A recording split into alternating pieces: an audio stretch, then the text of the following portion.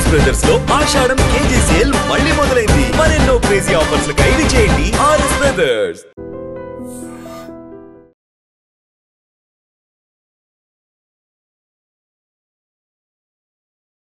నమస్తే, welcome to I dream talking point with కవిత.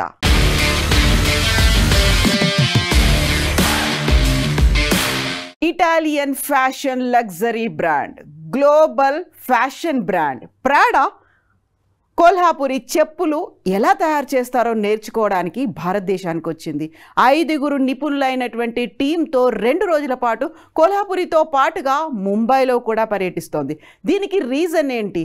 పెద్ద ఎత్తున సోషల్ మీడియాలో వెల్లువెత్తినటువంటి బ్యాక్లాష్, ట్రోళ్ళు ఈ నేపథ్యంలోనే ప్రాడాకి భారతదేశానికి రాక తప్పని పరిస్థితి ఏర్పడింది. దీనికి ప్రధాన కారణం SS26 A change of tone పేరుతో ఏర్పాటు చేసినటువంటి ఫ్యాషన్ వీక్లో ప్రాడా ప్రదర్శించినటువంటి ఈ చెప్పులే ప్రధానంగా ఇప్పుడు విమర్శలకు దారి చేస్తున్నాయి.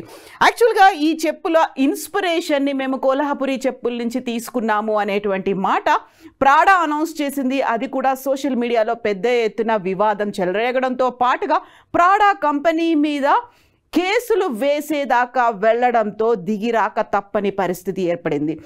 సమ్మర్ స్ప్రింగ్ 26 అనేటువంటి ఫ్యాషన్ షో SS26లో ఏర్పాటు చేసినటువంటి ఈ మోడల్స్ వేసుకున్నటువంటి డ్రెస్సుల కంటే కూడా ఎక్కువగా ఆ చెప్పుల మీదే ఫోకస్ అనేది పడింది. అందులో 7 మోడల్స్ 7 రకాల చెప్పుల్ని వేసుకొని ఫ్యాషన్ షోలో క్యాట్ వాక్ చేశారు. అవన్నీ లైవ్లో టెలికాస్ట్ అయిపోయాయి. అది చూసిన తర్వాత మన ఇండియన్స్, అందులోనూ కొల్హాపురి చెప్పుల లవర్స్ సోషల్ మీడియాలో తమ వాయిస్ని బలంగా వినిపించడం మొదలుపెట్టారు.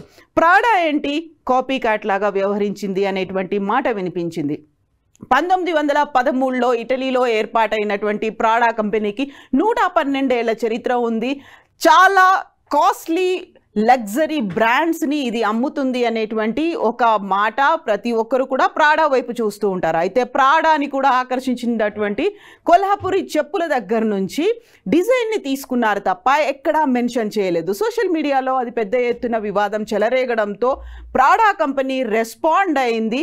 ఒక ఇన్స్పిరేషన్గా మాత్రమే తాము దీన్ని తీసుకున్నామని. యాక్చువల్గా కొల్హాపురి చెప్పులకు సంబంధించి జియోగ్రాఫికల్ ఇండికేషన్ ఉంది, భౌగోళిక గుర్తింపు అనేది ఉంది. 800 సంవత్సరాల చరిత్ర ఉన్నటువంటి ఈ కొల్హాపురి చెప్పులకు సంబంధించి డిజైన్ని వితౌట్ మెన్షనింగ్ అవి కొల్హాపురి చెప్పులు అని మెన్షన్ చేయకుండానే ప్రాడా వీటిని యూస్ చేసుకుంది అనేటువంటి మాటతో పాటుగా భౌగోళిక గుర్తింపు ఉంది. వాటిని ఒక క్రెడిట్స్ అనేది ఇవ్వాల్సినటువంటి అవసరం ఉంది. కనీసం ఆ కన్సర్న్ను చూపించలేదు అనే మాటతో Maharashtra chamber of commerce, arts and agriculture విభాగం కూడా ఒక లెటర్ రాసి ప్రాడా కంపెనీకి పంపించింది. ఇంటర్నల్ సర్క్యులర్స్లో భాగంగా ప్రాడా కంపెనీ నుంచి మహారాష్ట్ర ఛాంబర్ ఆఫ్ కామర్స్కి ఒక లెటర్ అయితే వచ్చింది. ఎక్కడ అపాలజీ కానీ సారీ కానీ చెప్పలేదు. అయినప్పటికీ మహారాష్ట్ర ఛాంబర్ ఆఫ్ కామర్స్తో పాటుగా ఈ కొల్హాపురి చెప్పుల మీద ఆధారపడినటువంటి ఆర్టిజన్స్ అందరూ కూడా తమకు కంపెన్సేషన్ ఇవ్వాలి, లేకపోతే ప్రాడా ఉత్పత్తి చేస్తున్నటువంటి ఈ చెప్పులకి మా సహకారం కూడా తీసుకోవాలి, మా ఆర్టిజన్స్ ఎవరైతే ఉన్నారో, ఎవరైతే నైపుణ్యం ఉందో వారిని కూడా మీరు ఇన్వాల్వ్ చెయ్యండి అనే మాటతో పాటుగా జూలై 1న బాంబే హైకోర్టులో కూడా పబ్లిక్ ఇంట్రెస్ట్ లిటిగేషన్ పిల్ అనేది కూడా వేశారు. ఒక ప్రజా ప్రయోజన వ్యాజ్యం కూడా దాఖలైంది ప్రాడా మీద. ఇక్కడ ఉన్నటువంటి వీళ్ళని మీరు కన్సిడరేషన్లోకి తీసుకోండి, కాన్ఫిడెన్స్లోకి తీసుకొని వాళ్ళని కూడా ఉపయోగించండి అని.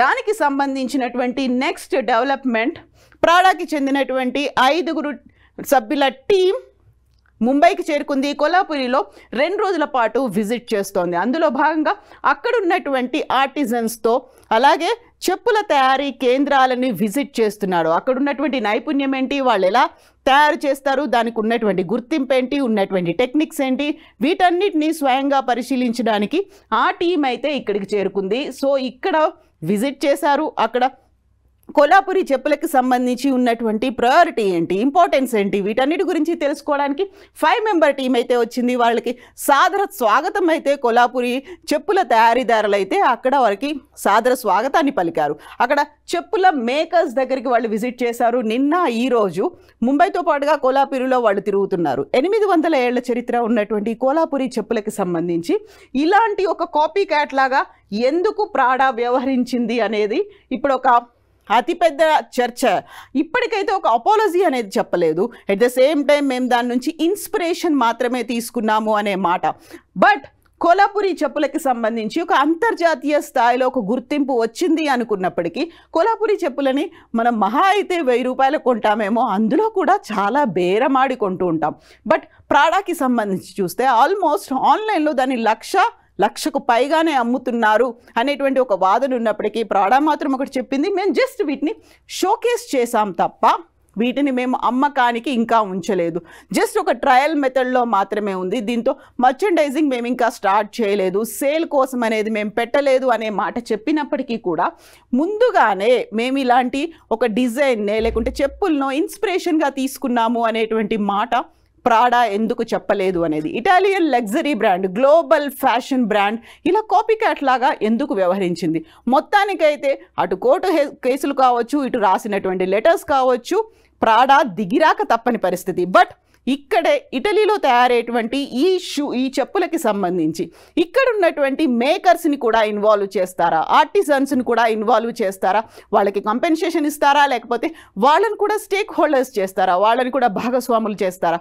వీటన్నిటికీ సంబంధించి బోల్డని ఆన్సర్స్ అయితే ప్రాడా కంపెనీ యాజమాన్యం కావచ్చు, వాళ్ళ రిప్రజెంటేటివ్స్ అయితే చెప్పాలి. మొత్తానికైతే ఒక కాపీ క్యాట్ లాగా వ్యవహరించినటువంటి ప్రాడా ఇప్పుడు దిగిరాక తప్పని పరిస్థితి. యాక్చువల్గా ప్రాడా చేసినటువంటి ఈ ఎక్సర్సైజ్ కంప్లీట్గా ఈ ఎపిసోడ్ని చూసి మీరేమనుకుంటున్నారు? కామెంట్స్ రూపంలో తెలియజేయండి. నిజంగా ప్రస్తుతం ఉన్నటువంటి సమాజం దేనికి ప్రయారిటీ ఇస్తుంది? ఆర్థిక సంబంధాల చుట్టూ మాత్రమే తిరుగుతుంది. మళ్ళీ ఎన్నికలంగానే చాలా విరక్తి కలుగుతాను. మంచి అనిపిస్తుంది కదా, లేడీస్ కూడా ఛాలెంజింగ్ జాబ్స్ చేసినప్పుడు చాలా బాగుంటది. ఫుడ్ డెలివరీ ఇవ్వటానికి వెళ్ళినటువంటి డెలివరీ బాయ్ అనిల్ పై కళ్ళ ముందు పెళ్ళండి కొట్టి